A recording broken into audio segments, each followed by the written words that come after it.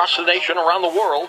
I'm George Norrie. Welcome to Coast AM. Split show for you tonight. Later on, Hopi Tibetan Prophecy. Now, that's a program I've been wanting to do for some time. We will have it in a few hours from now. Here's what's happening. NOAA forecasters estimate that there's a 30% chance of minor geomagnetic storms that caused on January 20th in response to a possible glancing blow from a coronal mass ejection. Now, the CME came last Friday, but they think now from any time from now until tomorrow, we could get hit with it. In a moment, we'll be talking about EMPs that could come from asteroids or a nuke explosion in the atmosphere. William Forstchen joins us, and we talk about that. A powerful earthquake injured scores of people, buckled buildings, and caused power outages in central Peru. Well, that's supposed to be the Earth. The preliminary assessment indicates that about 119 people have been injured already, 16 houses affected in the Ica region. Nobody apparently dead from this tragedy. It was a 6.3. Jim Birkeland, he looks at earthquakes for us. And Jim, my concern right now is it seems like we're being encircled here on the West Coast. It's just a matter of time. Do you see anything? It's hard to ignore that ping-pong reflections across the Pacific. It's been pretty quiet here lately. And that is what is upsetting to me. Uh-huh. And we know this back in 1906, Omori, a famous Japanese seismologist, looked at the big earthquakes they'd had in southern Alaska in 1897, great earthquakes. And then there was a great earthquake down in Peru, and that was like on March 31st, and he spoke out in early April. He said, no, it looks like big ones due to fill the gap there. Do we generally get any, or more likely California? Jim, do we generally get advance warnings and signs before a big one hits? Oh, well, surely. Here? Yes. Well. All right. This is going to be the sun coming out from behind the Earth. I hope it shows up better than that, but we'll see how it goes. All right. Well, the first thing I look for is the maximum tidal forces, and we are getting incredibly high tidal forces this year.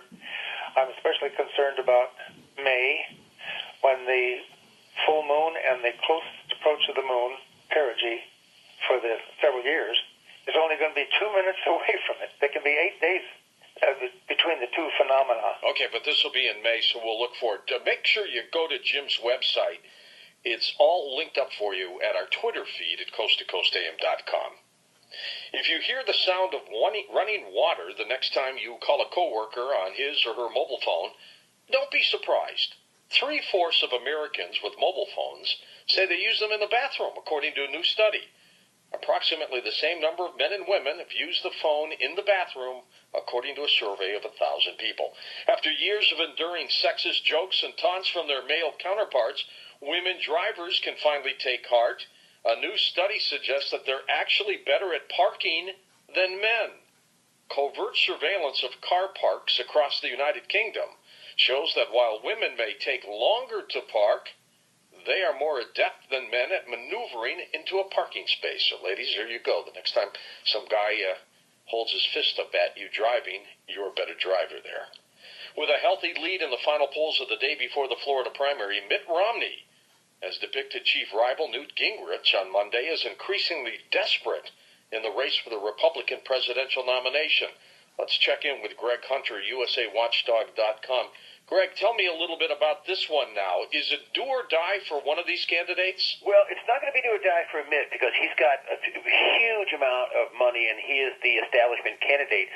But for Newt Gingrich, if he pulls this off, he could be the big hero and he is going to be going all the way to the convention. However, if he doesn't, this is a winner-take-all. If you lose by one vote, if you come in by number 2 by one vote, you get no delegates. And he has spent a lot of money there and is really working to try to win Florida, but if he doesn't, he's going to spend a lot of money and waste a lot of time. Now, the other two candidates, Santorum and Paul, they're off in Nevada and Maine, and they know they can't come in close to winning. So they're already, they've spent their money. They've given it their best shot. They're going to leave it go to Romney and Gingrich. But they're already off campaigning, and people, particularly like Paul, he's going to be in it for the long term. He's going to be in it for the next 4 or 5 months. Yeah, he's going nowhere. But now Romney back in Florida apparently has a commanding lead based on all the polls I see. Yes, but according to some people reporting down there, that he has a commanding lead because he had a lot of lead time, spent 10-1 to Gingrich, and just in the last 4 or 5 days, now they're spending 1-1 each on TV and radio advertising. So Gingrich may pull it off. Who knows? Let me get your reaction to this, Greg. Here is Romney and Gingrich beating the heck out of each other. I mean, if one of them gets the Republican nomination, the other one's got to say something nice about him at that time. Meanwhile, President Barack Obama just simply sits back, does his presidential thing, and you know what? The way it's going, I still think he's going to walk right into the White House again. Well, it just depends on a lot of things. I mean, the economy, war, things break out in the Middle East, and he's going to be a wartime president. And I don't think there's ever been a wartime president, a bona fide wartime knockdown, metal to metal, Highlander, clashing. And this would be Iran in the Middle East, and there could be involvement by China and Russia because they've given a lot of high-tech weaponry, torpedoes, missiles, which I wrote about on my site today, to Iran. That he could be a shoo-in for presidency. However, the economy could also sink him and trip him up. So your guess is as good as mine. It's going to be a close election. Even people like Ron Paul are within 3 or 4 points. Romney is about even, and Gingrich is a little bit behind Paul. All the Republican contenders in nationwide polls do fairly well, believe it or not. In spite of what they're doing to each other. Correct. All right, Greg. Greg Hunter, USAWatchdog.com.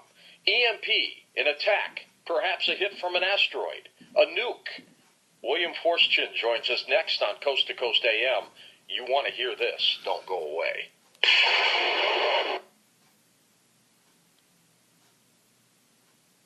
All right.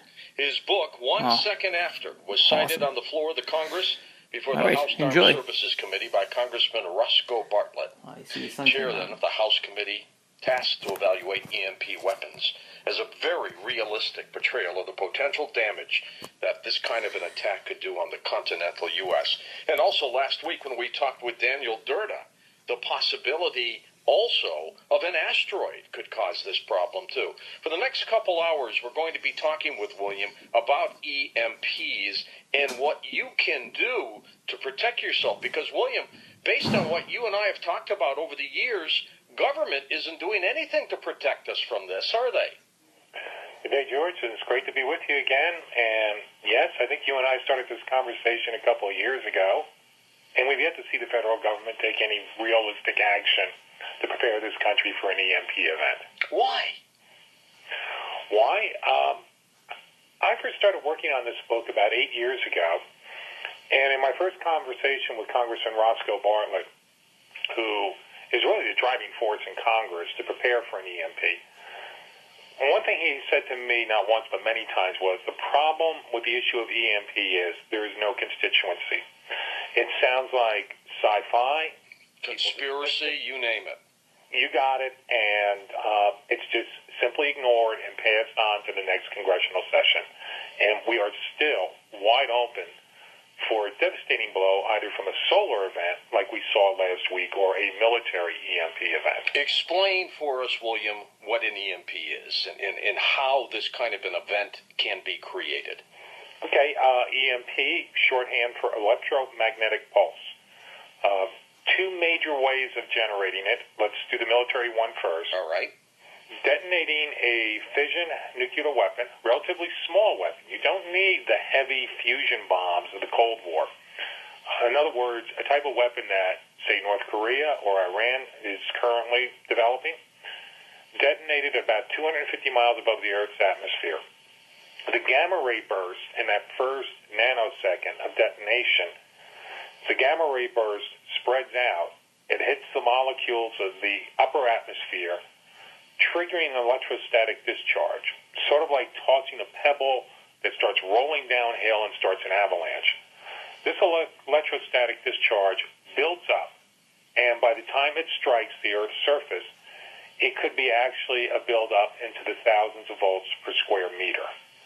That then feeds into the millions of miles of electrical wiring we have, which acts as antennas, feeds this overload through our power grid, and 1 second later, the entire power grid of the United States can be knocked offline. What's it do? Fry it? Just cooks it right off. Yeah. Okay. You know, any one of us, have you ever been out and walked underneath a high-tension power line? And you can hear it going zzz, like that? Got it. Yeah. Now, just look between two pylons, say 200-300 yards apart. Figure out if you coiled that wire up and laid it out, how many square meters that would be. And then imagine feeding an extra 50 to 100,000 volts into that line for a split second. Oh, my gosh, yeah. Blows right off the power pole. What would it also do to people who are connected to the grid in their homes? I mean, would it go through and hit their houses, blow up houses, catch them on fire? Yeah, there's almost the old joke that if you buy a new HD TV, you definitely got to get a new circuit breaker in, because otherwise you're going to get hit the next day with a lightning bolt. It would be rather similar to a lightning strike quite near to your house. It would blow out all of the major electrical components in your house and your wiring. Oh, and could cause a fire. And yes, in many cases can. In fact, the Soviets did it to themselves in 1962 in what was known as, I believe it's Test 182. You can Google it up online, Soviet EMP test, where a power plant 500 miles away from the epicenter of the detonation burst into flames because of the EMP overload that fed into the transmission lines emanating out from the power station. Suddenly there was a blowback going back in, and the power station burst into flames. Now, William, technically explain how this would happen. What happens is, it's not the real point of vulnerability is not necessarily our generating systems. I was at a conference a couple of years ago where a real team of experts pointed out to us that 80% of our generating capacity in the eastern United States would still be offline 5 years after a major EMP event. Why? We don't have the replacement parts anymore. Guess where they're made? China. Right. But even if we did have the generating capacity online, it's how do you get the electricity from the generating system out across to where we need it? The really vulnerable part of our system as well are the hundreds of thousands of miles of high-tension transmission lines. I saw some rather frightening high-speed photography of these wires bursting into flames and these ceramic insulators that hold them exploding. So Okay. if you got the generating system, you got no way of getting the electricity back out to the people. I want to come back to the military application of an EMP, but let's talk solar, let's talk asteroid for a moment, William. The solar situation. My phone, I have one of these alerts that's tied into NOAA and NASA, and suddenly it started clicking off last week. We had a rather significant solar event, as you pointed out, coronal mass ejection, which essentially can generate the same thing. There's several forms of EMP, EMP 1, 2, and 3. And we're not going to get into the technical on it. It's a different kind of frequency, but if that CME, coronal mass ejection, hits the atmosphere, it will generate a global-wide EMP event, particularly in your northern and southern latitudes. Closer to the equator, not as significant. The event that we saw last week was the most significant solar storm in 5 years. And that was an M9, right? Yes. And it was relatively minor as compared to the greatest one that we have records of, known as the Carrington event, which occurred in 1859, blew out what we could call the Victorian Internet. The entire telegraphy systems in the Northeast and England short-circuited offline. The energy output was so intense that railroad ties were bursting into flames. My God. Fed through the rail lines. Did they know that this was a solar event at that time, back in the 1800s? There is a wonderful book. It's called The Sun Kings. The author's name is Clark, like Arthur C., but not Arthur C. He's a British solar astronomer. And only a couple of weeks after my book came out, a friend called me up and said, "Good heavens, Bill, you've got to read The Sun Kings." I devoured the book the day it arrived, in which this solar astronomer historian looked at this gentleman named Carrington, who in 1859 was the first one to observe a solar storm